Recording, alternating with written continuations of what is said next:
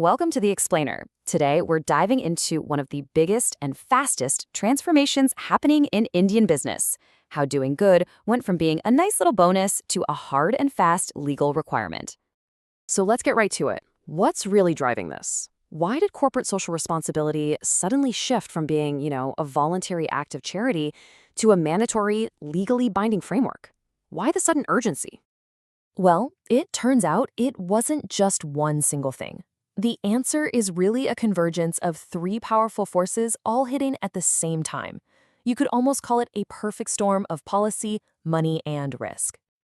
Okay, let's peel back the layers on that. What exactly was the tipping point that pushed India into this new era? Why now?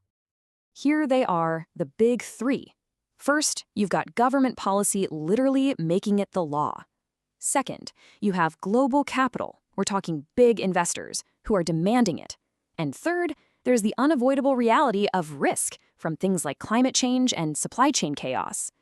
These three together are forcing ESG right into the center of corporate strategy. Now, investor pressure and climate risks are happening everywhere, right? But the real catalyst in India, the thing that truly locked everything into place, was a huge new policy from SEBI, the country's market regulator. That's what turned ESG from a friendly suggestion into a non-negotiable rule. So if policy is the real game changer here, what's actually in this new rulebook? Let's break down the key regulations that are fundamentally reshaping how business gets done in India. First up is something called the BRSR. And honestly, the easiest way to think about this is as a mandatory annual report card. But instead of grades on profits, it's grading a company's environmental and social performance. And it's not optional for the top 1,000 listed companies. Next, you'll hear a lot about the GHG protocol. Now, this isn't an Indian rule. It's the global standard. It's like a universal language for measuring carbon emissions. By adopting it, India is just making sure every single company is counting its carbon footprint in the exact same way. It levels the playing field. And then there's EPR, which stands for Extended Producer Responsibility. This one is a huge mindset shift. It basically says, hey company, that plastic bottle or old phone you made, it's your responsibility to deal with it at the end of its life. It puts the burden back on the producer. And now, that same thinking is being applied to invisible waste too, specifically carbon emissions. Okay, and this is where it gets really eye-opening. When you think about a company's carbon footprint, you probably picture smokestacks from their factories, right? But look at this chart. That's a tiny slice of the pie.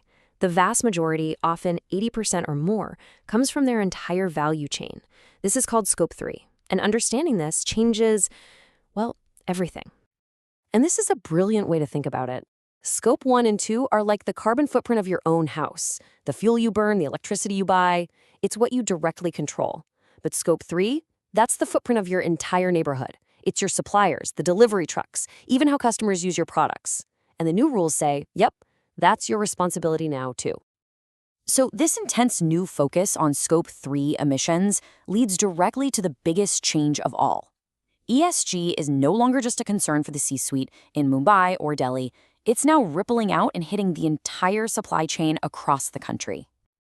The ripple effect starts right here. It begins with India's top 1,000 listed companies. They're the first ones on the hook, legally required to file those detailed BSSR reports we talked about. But here's the real kicker. For the top 250 of those companies, the rules get even stricter under something called BSSR Core. They are now required to get verified auditable ESG data from their key suppliers. This is the mechanism that pushes compliance all the way down the value chain. So you have to wonder, who's going to manage this absolute mountain of new data? This is where India has a unique advantage. Its Global Capability Centers, or GCCs, are stepping up in a big way.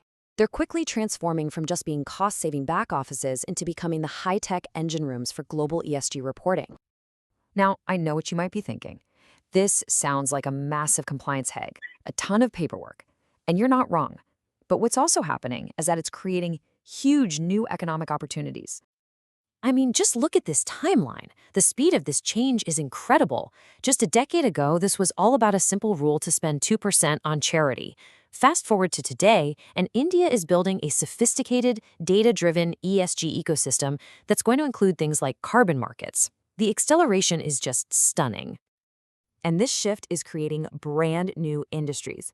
We're seeing a boom in renewable energy, a whole new sector for digital carbon accounting, and a new circular economy that's being driven by those EPR rules. This is a multi-billion-dollar economic transformation happening in real time. So here's the final thought. This whole revolution isn't just about compliance or being seen to do good.